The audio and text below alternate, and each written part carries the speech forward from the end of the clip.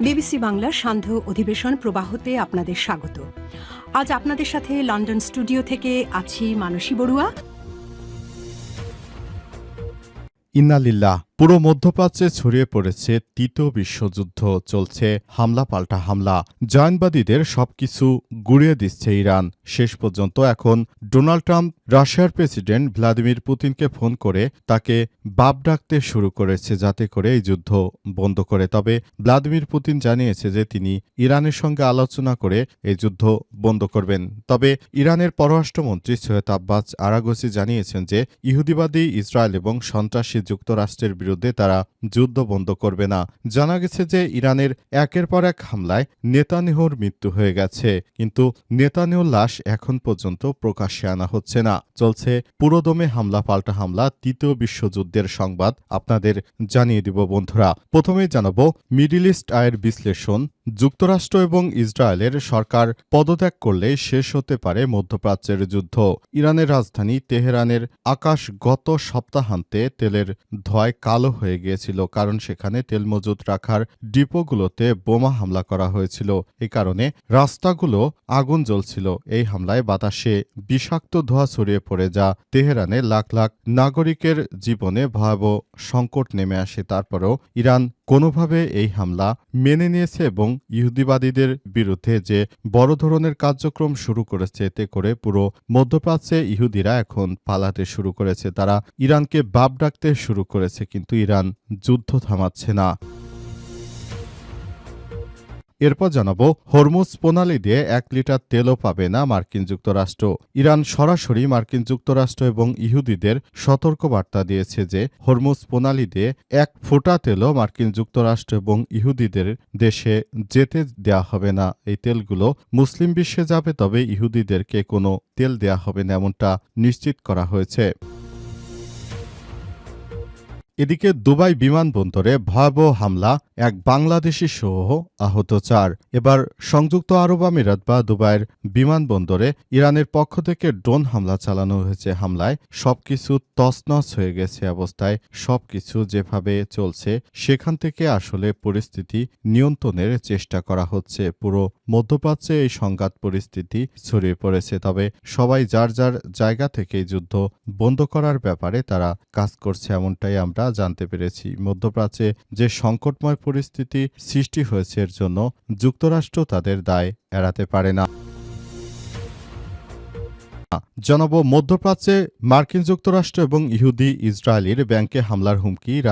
ইরানের একটি ব্যাংকে হামলা করেছে ইহুদিবাদীরা। তারা ব্যাংকগুলোতে হামলা চালায়। কারণ হিসেবে বলা হচ্ছে যে তারা ইরানের কোনো ক্ষতি করতে না পেরে তারা ইরানের বিভিন্ন অর্থনৈতিক কর্মকাণ্ডের উপরেই সন্ত্রাসী গোষ্ঠীগুলো হামলা চালায়। হামলা চালিয়ে তারা মোট কথা পুরো মধ্যপ্রাচ্যে বড় ধরনের সংকটে ফেলে দিতে চায় ইরানকে। তবে ইরানের পক্ষ থেকে আজ জানানো হয়েছে যে মার্কিন যুক্তরাষ্ট্র এবং ইহুদিদের মধ্যপ্রাচ্যে যেসব ব্যাংক রয়েছে সেগুলোতে ইরান হামলা চালিয়ে তারপর সবকিছু তছনছ করে দেবে। এবং সর্বশেষ জানাবো ইরানের সর্বোচ্চ ধর্মীয় নেতা সৈয়দ মুস্তফা খামেনির উপর হামলা, তবে সামান্য আহত হলেও বেঁচে আছেন তিনি।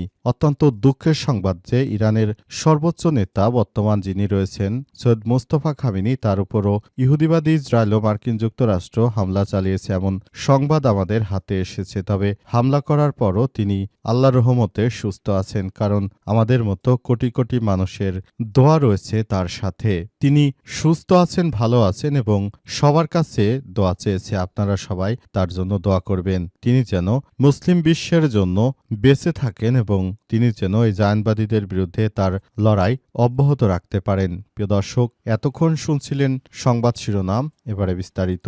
তবে তার আগে বন্ধুরা অনুরোধ থাকবে এই সংবাদটিতে একটি লাইক দিন। এই চ্যানেলে আপনি নতুন হয়ে থাকলে আমাদের সংবাদটি দেখতে দেখতে চ্যানেলটি সাবস্ক্রাইব করে রাখুন। কমেন্ট করে বন্ধুরা আপনার মূল্যবান মতামত জানিয়ে দিন আপনি বিশ্বের কোন দেশ থেকে বা বাংলাদেশের কোন স্থান থেকে আমাদের সংবাদটি দেখছেন এবং শুনছেন। আর বন্ধুরা সংবাদটি আপনার সোশ্যাল মিডিয়া ফেসবুকে শেয়ার করে বন্ধুদেরও দেখার সুযোগ করে দিন। গাজা যুদ্ধে আপনি যদি নিরীহ ফিলিস্তিনিদের ভালোবেসে থাকেন এবং ইরান ইসরায়েল যুদ্ধে আপনি কোন দেশকে সমর্থন করেন সেটি আমাদের কমেন্ট করে জানিয়ে দিন। এবারে বিস্তারিত। যুক্তরাষ্ট্র ইসরায়েলের সরকার পরিবর্তনই ইরান যুদ্ধ শেষ করতে পারে। মিডল ইস্ট আইয়ের বিশ্লেষণ। এতদিন ধরে মার্কিন যুক্তরাষ্ট্র এবং ইহুদিবাদী ইসরায়েল তারা যে কার্যক্রম চালিয়েছে ইরানের উপর, এখন ইরান পাল্টা আক্রমণ শুরু করলে ইহুদিবাদীরা চরম বিপাকে পড়েছে। তারা মনে করেছে যে হয়তো দ্রুততম সময়ের মধ্যে ইরানের রেজিম চেঞ্জ হয়ে যাবে, কিন্তু এখন সেটি বাস্তবায়িত হচ্ছে না। একদম মধ্যপ্রাচ্যের সবকিছু তছনছ করে দিয়েছে ইরান। ইরানের পক্ষ থেকে আরও দাবি করা হয়েছে যে পুরো মধ্যপ্রাচ্য জুড়ে যে সংঘাতময় পরিস্থিতির সৃষ্টি হয়েছে, সেই পরিস্থিতি আসলে এখনই সবকিছু নিয়ন্ত্রণে আনতে হবে, তা না হলে আবারও বড় ধরনের সংঘাতময় পরিস্থিতির সৃষ্টি হতে পারে। তাই মধ্যপ্রাচ্য জুড়ে যে ধরনের সংঘাতময় পরিস্থিতি তৈরি হয়েছিল, তার জন্য মার্কিন যুক্তরাষ্ট্রের প্রেসিডেন্ট এবং ইহুদিবাদী ইসরায়েলের প্রধানমন্ত্রী বেঞ্জামিন নেতানিয়াহু কোনোভাবে তারা তাদের দায় এড়াতে পারে না। এই যুদ্ধ শেষ করতে হলে এই কুখ্যাত দুই প্রধানমন্ত্রীকে এবার পদত্যাগ করতে হবে, এমনটাই মিডল ইস্ট আইয়ের পক্ষ থেকে দাবি করা হচ্ছে।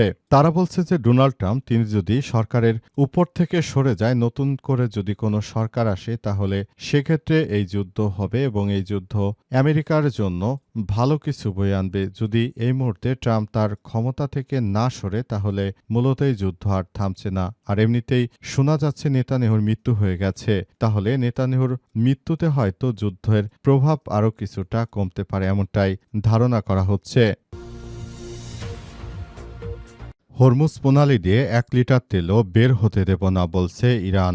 আলহামদুলিল্লাহ, ইহুদিবাদী ইসরায়েল, জায়নবাদী ইসরায়েল এবং মার্কিন যুক্তরাষ্ট্রের স্বাস্থ্য সংশ্লিষ্ট যে বিভিন্ন কার্যক্রম রয়েছে, সেগুলোকে একদম ধ্বংস করে দেয়া হচ্ছে। জায়নবাদীরা মনে করেছিল যে এই হামলা চালিয়ে তারা হয়তো পুরো মধ্যপ্রাচ্যে বড় ধরনের সংকটময় পরিস্থিতি শুরু করতে পারবে, কিন্তু এখন সেটি আর হচ্ছে না। তাদের উপর যেভাবে আক্রমণ চালানো হচ্ছে, যেভাবে সবকিছু তছনছ করে দেওয়া হচ্ছে, তারা কোনোভাবেই আর ফিরে আসতে পারবে না। মধ্যপ্রাচ্যে এখন এক ভয়ানক অন্ধকার পরিস্থিতি বিরাজ করছে। যে যুদ্ধ ইহুদিবাদীরা শুরু করেছিল, সেই যুদ্ধ এখন শেষ করবে ইরান। ইরান এমনভাবেই তারা আক্রমণ চালিয়ে যাচ্ছে যে দখলদার বাহিনী এখন মধ্যপ্রাচ্যে আর দাঁড়াতে পারছে না। তারা সুন্দরভাবে তাদের এই কার্যক্রমগুলো চালিয়ে যেতে চেয়েছিল, কিন্তু পুরো প্রক্রিয়ার মধ্য দিয়ে তারা এখন সেটি আর করতে পারছে না। তারা তাদের এই কার্যক্রমগুলো চালিয়ে যাওয়ার মধ্য দিয়ে নতুন করে বড় ধরনের সংকটময় পরিস্থিতি তারা খেয়াল করতে চেয়েছিল এবং পুরো মধ্যপ্রাচ্য জুড়ে যে বড় ধরনের ভয়াবহ সংঘাত সৃষ্টি হয়েছিল, সেই সংঘাতগুলো আসলে তারা করতে দিতে চায় না। মধ্যপ্রাচ্যে এখন দখলদার বাহিনী এতটাই অসহায় হয়ে পড়েছে যে তারা এখন আর ইরানের বিরুদ্ধে কোনো কার্যকর পদক্ষেপ গ্রহণ করতে পারছে না। একরকম তছনছ হয়ে গেছে মার্কিন যুক্তরাষ্ট্র এবং ইহুদিবাদী ইসরায়েলিদের সেই ক্ষমতার মসনদ। এমনকি নেতানিয়াহুর বাড়িতে হামলা চালিয়ে নেতানিয়াহুর সবকিছু একদম ধ্বংস করে দেয়া হচ্ছে। যেটা এতদিন ধরে তারা সহজভাবে নিয়েছিল, সেটি এখন আর সহজভাবে নেয়ার কোনো অপশন নেই। দুবাই বিমানবন্দরে ইরানের ড্রোন হামলায় বাংলাদেশি আহত। এইমাত্র ইরানের পক্ষ থেকে মার্কিন যুক্তরাষ্ট্র এবং ইহুদিবাদী ইসরায়েলকে টার্গেট করে আবারও হামলা চালানো হয়েছে। তবে এই হামলায় বাংলাদেশের একজন মারা গেছে বলে জানা গেছে। বাংলাদেশের উক্ত ব্যক্তি তার মৃত্যু হয়ে গেছে এই হামলায় সবকিছু তছনছ করে দেওয়া হচ্ছে। মধ্যপ্রাচ্যে যে ধরনের সংকটময় পরিস্থিতির সৃষ্টি হয়েছে, সেখান থেকে সবাইকে বেরিয়ে আসতে হবে এবং এই প্রক্রিয়া ফলো করতে হবে বলে এমনটাই মনে করা হচ্ছে। পুরো মধ্যপ্রাচ্য জুড়ে এই বড় ধরনের সংঘাতময় পরিস্থিতির পেছনে মার্কিন যুক্তরাষ্ট্র এবং দখলদার ইসরায়েলি বাহিনী জড়িত। তাদেরকে কোনোভাবেই ছাড় দেওয়া হবে না, এমনটা মনে করে ইরান। তাই ইতিমধ্যে ইরানের পক্ষ থেকে সব বিষয়গুলো নিয়ে কার্যক্রম চালিয়ে যাওয়ার সিদ্ধান্ত গ্রহণ করা হয়েছে। মোট কথা, পুরো মধ্যপ্রাচ্য জুড়ে যে সংঘাতময় পরিস্থিতির সৃষ্টি হয়েছে, সেই পরিস্থিতি আসলে সবকিছু এখনই মোকাবেলা করার মধ্য দিয়ে আসলে সবাইকে এগিয়ে যেতে হবে। পুরো মধ্যপ্রাচ্য জুড়ে মার্কিন যুক্তরাষ্ট্র এবং দখলদার ইসরায়েলি বাহিনী যে কার্যক্রম চালিয়ে যাচ্ছে, সেই কার্যক্রম থেকে তাদেরকে বেরিয়ে এসে তারপর সবকিছু নিয়ন্ত্রণের চেষ্টা চালিয়ে যেতে হবে। ধারণা করা হচ্ছে যে মার্কিন যুক্তরাষ্ট্র এবং ইহুদিবাদীরা প্রথম দিকে ইরানের রেজিম চেঞ্জ করার জন্য এই যুদ্ধ শুরু করেছিল, কিন্তু ইরানের জনগণ তারা বাংলাদেশের মতো মানুষের মতো নয়। তারা সরকারের এই বিপদকালীন সময়ে বরঞ্চ খামেনি সরকারের পাশে রয়েছে। তারা আল্লাহর কাছে বিভিন্ন ফরিয়াদ জানাচ্ছে এবং আল্লাহর প্রতি তাদের যে আনুগত্য এবং যে বিশ্বাস, সেই বিশ্বাসের প্রতি তারা ভরসা রেখে সবকিছু করছে, এমনটাই জানা গেছে। তারা আল্লাহর প্রতি অবিচার এবং অবিচল বিশ্বাস রেখে তারা তাদের কার্যক্রম চালিয়ে যাচ্ছে এবং তারা পুরো মধ্যপ্রাচ্য জুড়ে যে ধরনের অনাকাঙ্ক্ষিত ঘটনাগুলো ঘটেছিল সেগুলো সবকিছু ইহুদিবাদী ইসরায়েল এবং মার্কিন যুক্তরাষ্ট্রের সবকিছু সমস্ত মসনদ একদম সবকিছু ধ্বংস করে দিয়েছে। মধ্যপ্রাচ্যে মার্কিন এবং ইসরায়েলি ব্যাংকে হামলার হুমকি ইরানের শীর্ষ যৌথ সামরিক কমান্ডার খাতাম আল আনবিয়ার একজন মুখপাত্র হুমকি দিয়েছেন যে ইরান একটি ব্যাংকে লক্ষ্যবস্তু হওয়ার প্রতিক্রিয়ায় দেশটি এই পদক্ষেপ গ্রহণ করেছে। তারা জানিয়েছে যে ইহুদিবাদী এবং জায়নবাদী ইসরায়েল তারা যেভাবে আমাদের একটি ব্যাংকে টার্গেটে পরিণত করেছে, এজন্য তাদেরকে আমরা ছাড় দেব না। ইহুদিবাদী ইসরায়েল এবং জায়নবাদী ইসরায়েল এদেরকে পুরোপুরি শেষ করে দেয়া হবে। মধ্যপ্রাচ্যে যে ধরনের সংকটময় পরিস্থিতি তারা তৈরি করেছে জন্য পুরোপুরি দায়ী হচ্ছে দখলদারেরা যে কার্যক্রম নিয়ে এগিয়ে যাচ্ছিল সবকিছু একদম ধ্বংস করে দেয়া হয়েছে। পুরো মধ্যপ্রাচ্য জুড়ে এখন মার্কিন যুক্তরাষ্ট্রের যে আধিপত্য ছিল সেটিকে তছনছ করে দেয়া হয়েছে।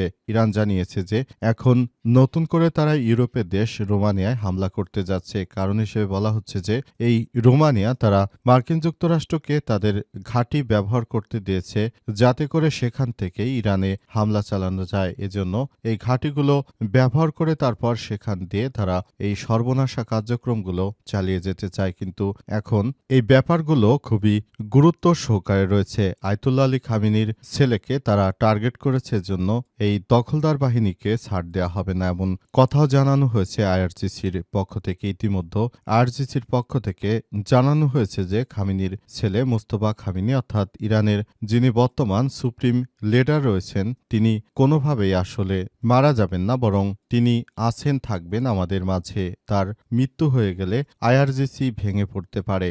আইআরজিসির সেনা সদস্যদেরকে মোট কথা মোস্তফা খামেনি পরিচালিত করে থাকেন। তার পিতা যখন দায়িত্বে ছিলেন তখনও মোস্তফা খামেনি মূলত ইরানের ইসলামিক বিপ্লবী গার্ড বাহিনী কপস আইআরজিসির সদস্যদেরকে একরকম নিয়ন্ত্রণ করতেন। এখনও তিনি নিয়ন্ত্রণ করেন। তবে আজ জানা গিয়েছিল একটি জায়গায় তার উপর হামলা চালানো হয়েছে এবং এই হামলায় তিনি আহত হয়েছেন। তবে তার আহত হওয়ার সংখ্যাটি অতটা গুরুতর নয় বলে জানা গেছে।